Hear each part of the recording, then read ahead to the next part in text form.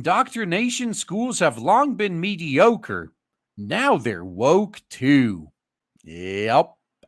Even before wokeness, they were already pretty bad, churning out useless people. Now, University of Wisconsin campuses openly embrace a Marxist program called critical pedagogy. Now, I studied for a master's degree in indoctrination at the University of Wisconsin-Madison in current year -7. My program was baddie.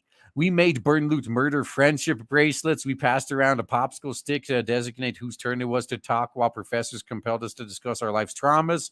We read poems through the lenses of Marxism and racism in preparation for our students doing the same. Our final projects were caustic poems or ironic rap videos. This is how they're training your teachers. You wonder why teachers are so bad in the U.S.? Hopefully this explains it. At the time, I figured my experience was unique. Surely, I thought other teacher prep programs focused on human cognition, behavioral management, child psychology, and other indoctrinational practicalities. Alas, my program was mild compared with what current graduates must suffer. When will people finally learn that this whole system is corrupt from top to bottom? I guess the answer is never, huh? The Wisconsin Institute for Law and Liberty has reviewed the required coursework for 14 programs for teachers to be in the Badger State. These programs include about 80% of all teaching graduates in the state each year. What they found was shocking. Worldview building and ideological manipulation take precedence over teacher preparation.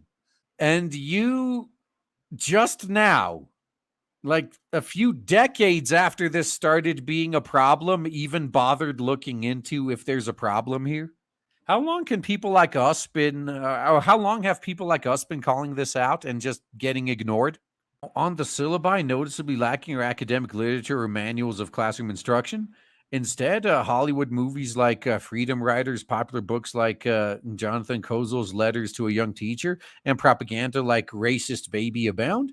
In places of academic essays, graduate students write personal poems or collect photographs. These kitschy activities infantilize what ought to be a rigorous pursuit of professional competency. Okay, yeah, so you know how I always make the case that kids prefer manga and anime to Western comics and animation because anime and manga don't treat them like fucking idiots? So here in the West, not only do they assume that kids are fucking idiots, but they also lobotomize themselves to be just as stupid as they imagine kids are so they can better relate. And then they don't even realize that the kids are smarter than them. Yeah, I've been calling this commie shit out since kindergarten. Me too.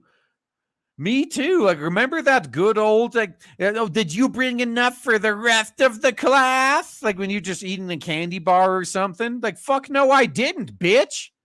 If the rest of the class wanted some, they could bring their own just like I did. Why the fuck I'm not their mom. It's not my responsibility to bring everyone in the class candy bars. Now, if someone wants to buy my candy bar from me, I'm willing to negotiate. Yeah, bitch, it's lunchtime. That's right.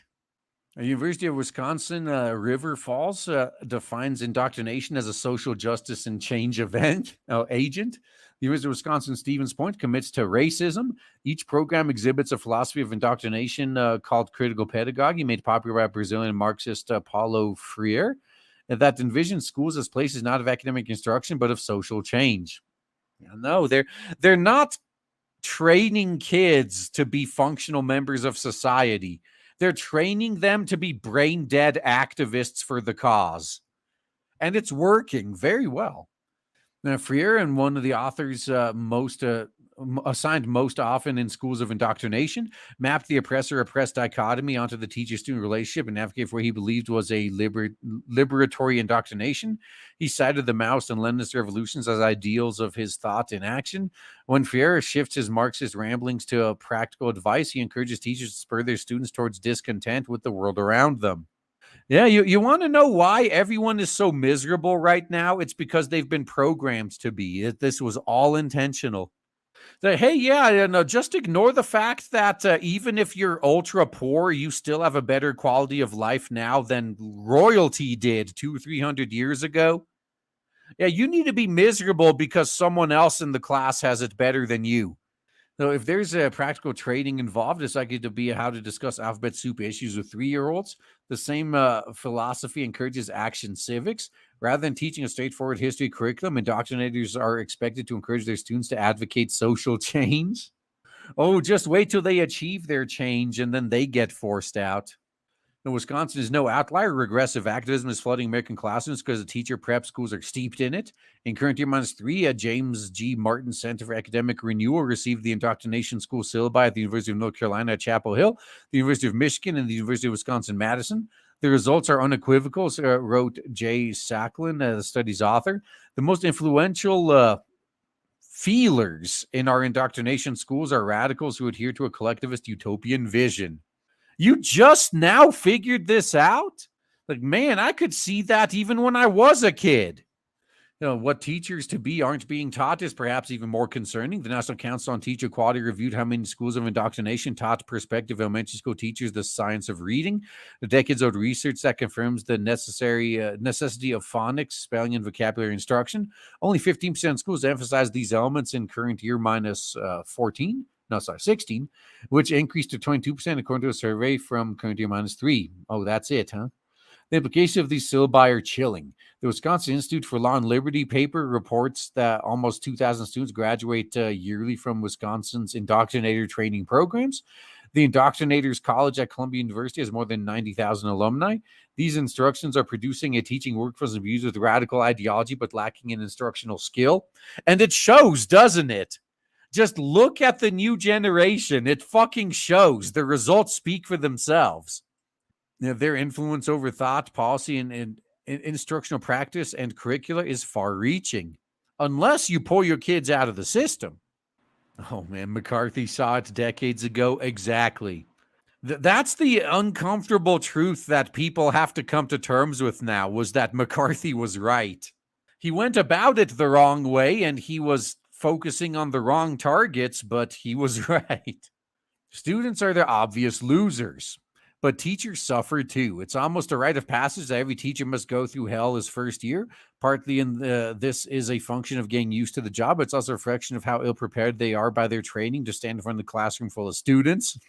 I know, it's almost as if your college didn't prepare you for the job. It only made you into a brain-dead activist. So training and credentialing programs have been dumping mediocrity into American schools for decades. The system is so entrenched, perhaps the answer isn't reforming it in the indoctrination schools, but getting rid of them. Thank you. I'm glad someone agrees with me. Now, I say it's the same thing for the whole system. Like, the public indoctrination system as a whole is just like the unions have a death grip on them, and the unions are the problem. The teachers' unions are the ones that are standing in the way of us improving the schools. So if they're going to do that, the best solution, in my opinion, is to just shut them all down and start over from scratch. Though many successful charter schools employ the mentorship model, they hire enterprising young men and women and provide rigorous on-the-job training, coaching, and support. Yeah, that's what we need more of. Go with basically apprenticeships. There's also alternative licensing programs, some of them through universities, that focus on the practicality of classroom instruction for anyone looking to change careers. Yeah, for people who fail into indoctrination. Yeah, for now, legislators should ease teacher licensing requirements and support any reforms that stop the flow of ideology from the schools of indoctrination to America's classrooms. One day, a better trained, ideologically diverse core of teachers might emerge that is more interested in helping students learn actual content than filling their heads with regressive politics. I think we're past the point where that's possible, if I'm being honest. The only solutions are to keep going the way we are or to completely scrap the existing system and start over. That's it. And we know which one of those is easier because that's the one they're going to choose, unfortunately.